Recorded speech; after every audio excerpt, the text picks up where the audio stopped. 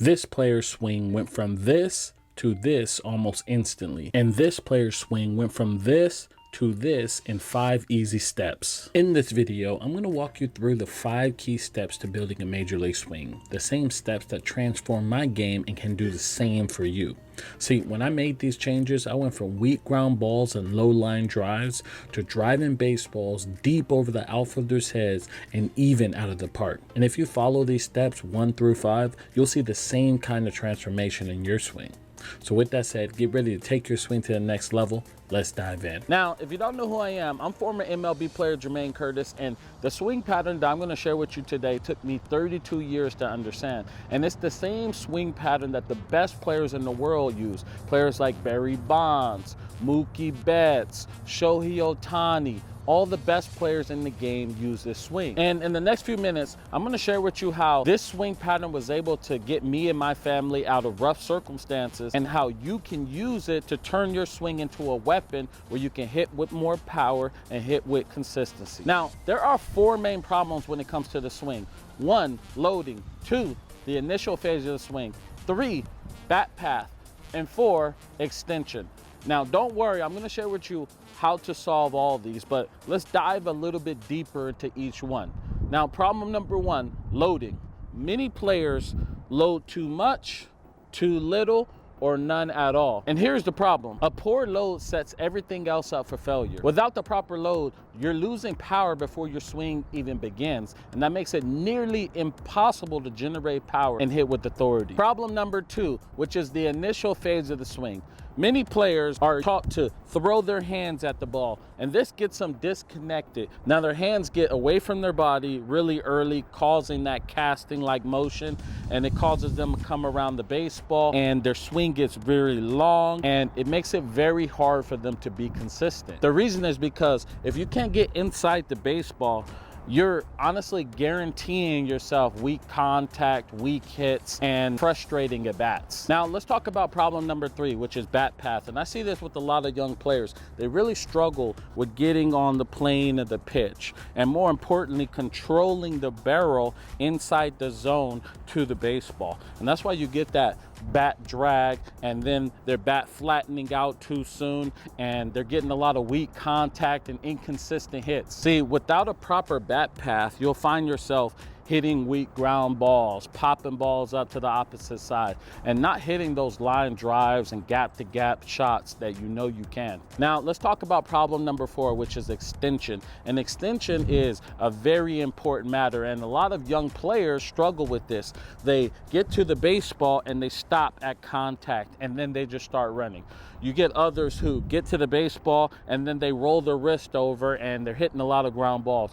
You just see a lot of players that don't properly extend through the baseball. See, without proper extension through the baseball, even your best swings will feel like a disappointment because you're not getting everything you can into the baseball. Now, unfortunately, what most coaches and hitting gurus today teach causes all these problems. They emphasize outdated or extreme methods that leads to weak ground balls, soft contact, pop-ups, and there's very few line drives. And if you continue to do this, your confidence will erode over time, and this will keep you from reaching your full potential at the plate.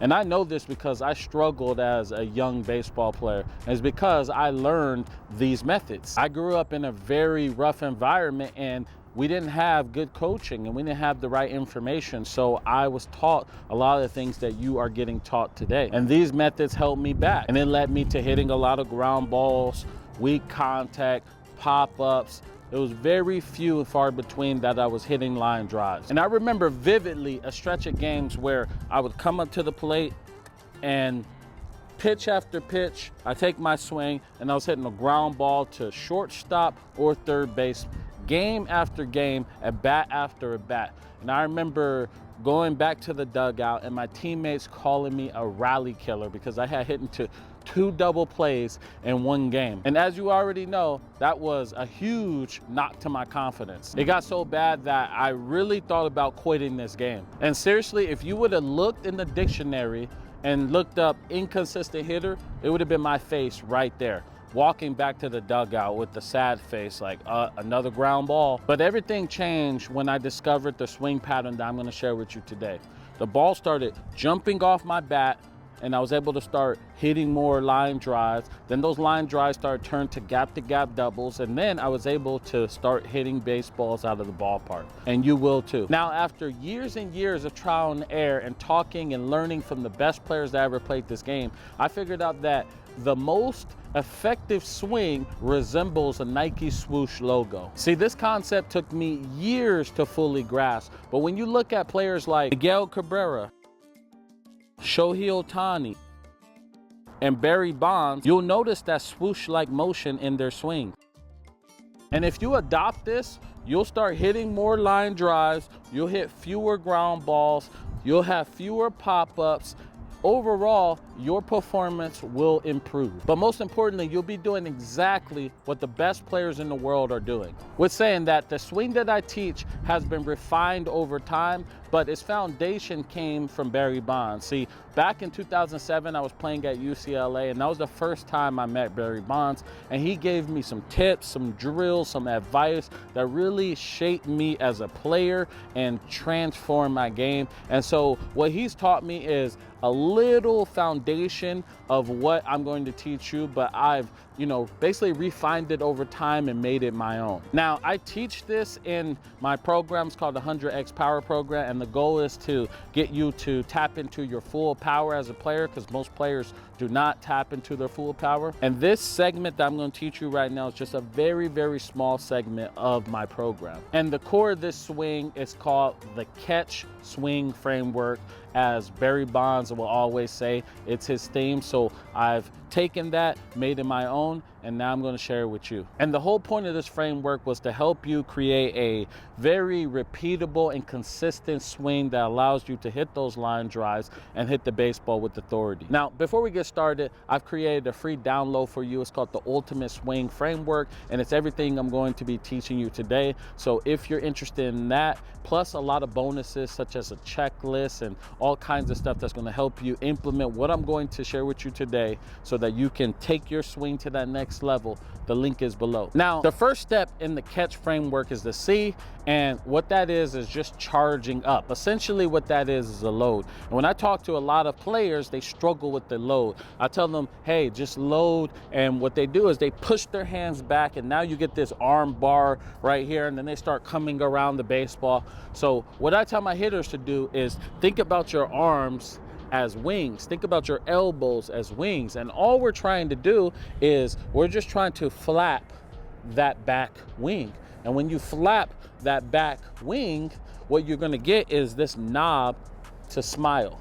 And that's what we want, because we want to get into this position right here with the knob pointing to the catcher, the barrel above the head, and that back elbow in that punching position, and you'll be able to feel your scap. And when you start to stride out, you'll really get that separation so you can really get that power into the baseball. And the other reason I really love this low is because it's very simple and repeatable, right? You can do this. Anyone can do this at any age. All we're doing is wing flapping. And what that does is it takes the focus from the hands onto the elbows.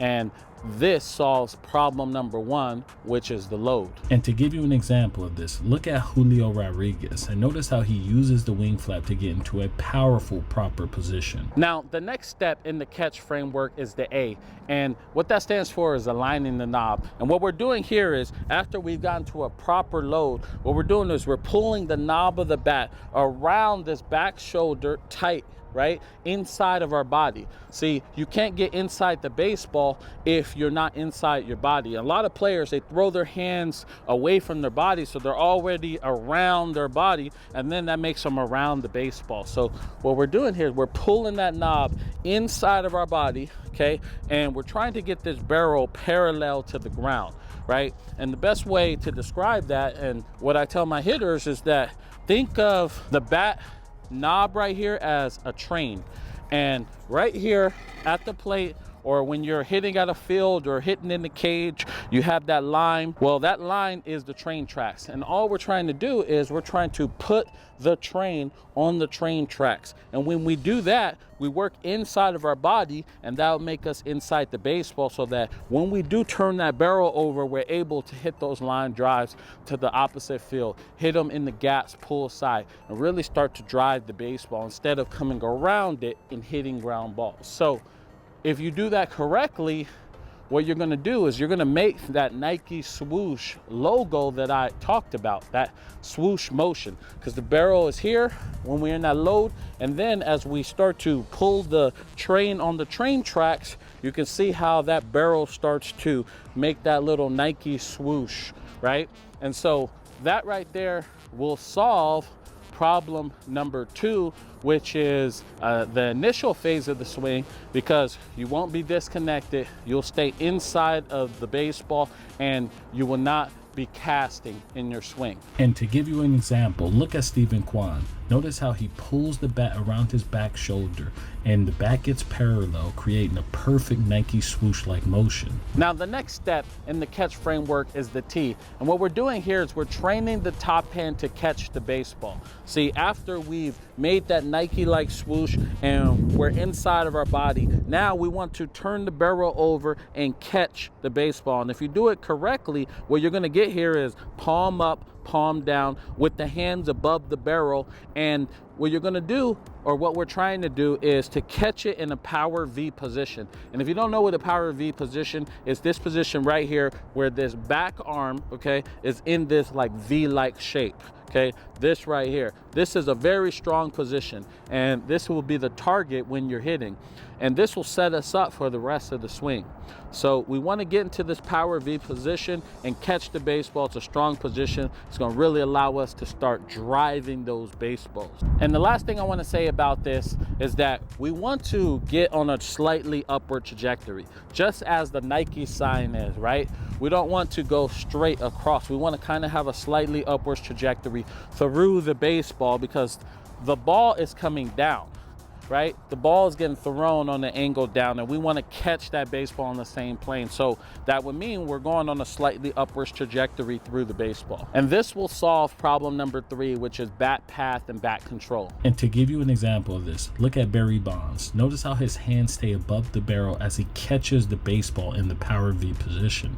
So the next step in the framework is the C. And what we're doing here is we're continuing through the baseball. So after we've caught the baseball with our top hand and we've gotten to this power V position, now what we're going to do is we're going to maintain a firm wrist through the baseball. So what that means is all we're doing is having a strong wrist through the baseball, just like this. And the best way to describe this is that we want to gut punch the pitcher with our top hand. So all we're doing is here, and we're going through it, and we're gut punching the pitcher, and that'll keep our path through the baseball to the middle of the field, which will allow us to hit those line drives, to hit those gap-to-gap doubles, and really stay through the baseball so that we can extend our swing plane so we can be able to hit those line drives. And to give you an example of this, let's check out Fernando Tatis Jr.